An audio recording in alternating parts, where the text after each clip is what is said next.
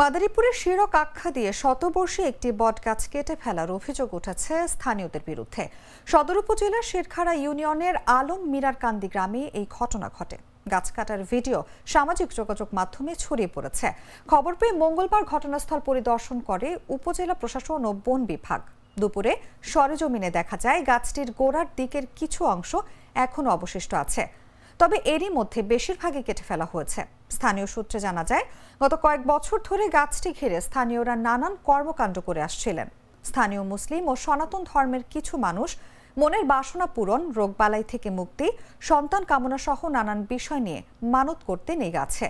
সম্প্রতি বৈশাখ ঘিরে এই বটগাছের নিচে মেলা ও বাউল গানের আয়োজন করেন স্থানীয়রা, তবে আলেম সমাজের বাধায় সেটি আর সম্ভব হয়নি। তবে মানতের বিষয়টি চলতে থাকে। স্থানীয়রা জানান, পাশের গ্রাম মাদারীপুর সদর উপজেলা চরঘুনশি গ্রামের বাসিন্দা আব্দুস সাত্তার হাওলাদারের মালিকানাধীন গাছটি ১৫০০ টাকায় আলেমরা কিনে নেন।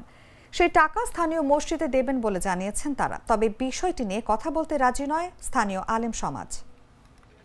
আমি যতটুকু জানি, এখানে এই গাছের গোড়ায় অনেক মহিলারা সিন্নি দেয়, যেটা ইসলামে নিষিদ্ধ, বা অনেকে মিষ্টি দেয়, যেটা ইসলামে নিষিদ্ধ। অনেকে লাল কাপড় পরিধান এখনও পরানো আছে, লাল কাপড় পরায়, যেটা শিরক।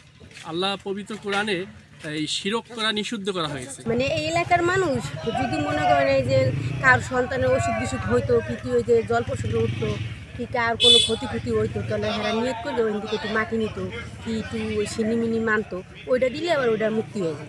এই বটবৃক্ষের যে আমাদের জন্য অক্সিজেন যোগান দেয় এবং পশু পাখির জন্য আসলে ব্যাপক আবাস স্থল, আমি মনে করি এটা।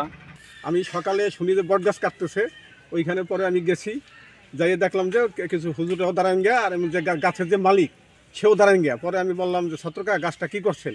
উনি বললাম গাছটা বিক্রি করে দিচ্ছি।